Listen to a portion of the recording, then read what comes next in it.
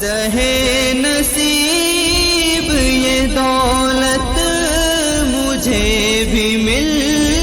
جائے،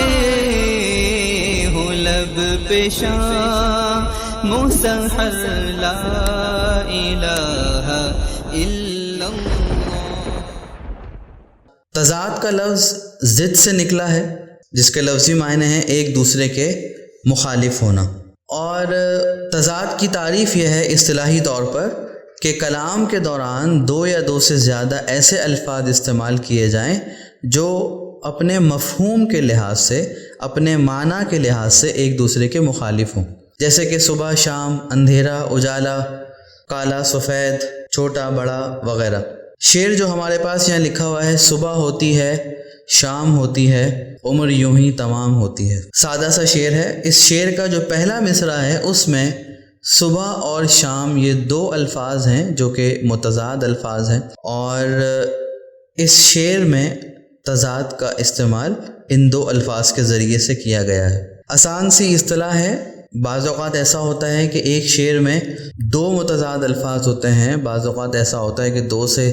زیادہ الفاظ ہوتے ہیں جو کہ متضاد الفاظ ہوتے ہیں، ایک دوسرے کی ضد ہوتے ہیں۔ جیسے کہ ہماری کتاب میں میر تقی میر کی جو غزل موجود ہے صفحہ نمبر 116 پر، پہلی غزل کا دوسرا شعر ہے کہ عہد جوانی رو رو کاٹا، پیری میں لی آنکھیں موند، یعنی رات بہت تھے جاگے صبح ہوئی آرام کیا۔ اب اس شعر میں تین طرح کا تضاد موجود ہے، یعنی کہ دو الفاظ تین جگہ پر ایک دوسرے کے متضاد ہیں، جوانی اور پیری، پیری بڑھاپے کو بولتے ہیں۔ اس کے علاوہ رات اور صبح، یہ بھی ایک دوسرے کے متضاد الفاظ ہیں۔ اس کے علاوہ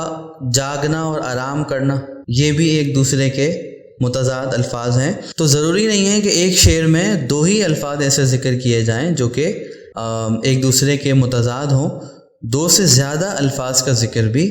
کیا جا سکتا ہے۔ اگلی اصطلاح ہے مبالغہ۔ مبالغہ کے لفظی معنی ہوتے ہیں حد سے تجاوز کرنا، کسی چیز کو بڑھا چڑھا کر بیان کرنا، اور شعری اصطلاح میں بھی مبالغہ اس صفت کا نام ہے، اس صنف کا نام ہے جس میں کسی بات کو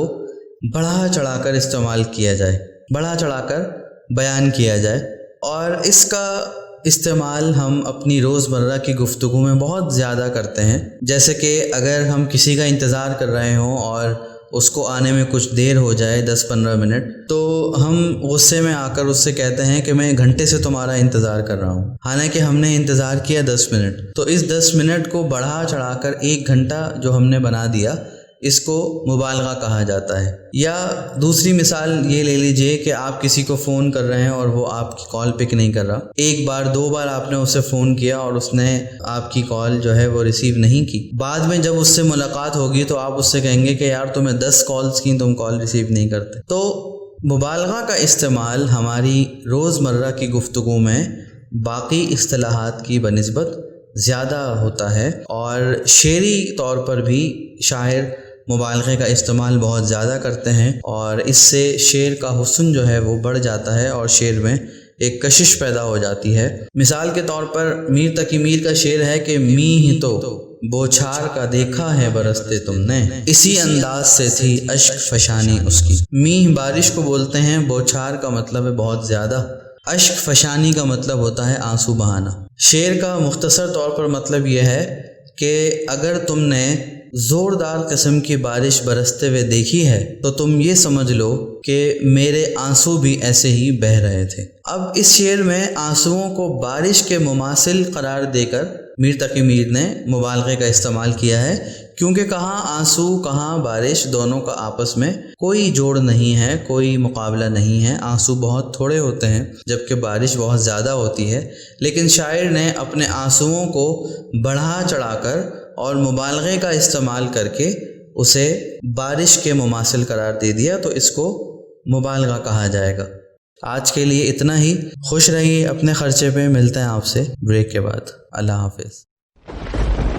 زہے نصیب یہ دولت مجھے بھی مل جائے، ہو لب پہ شام سحر لا الہ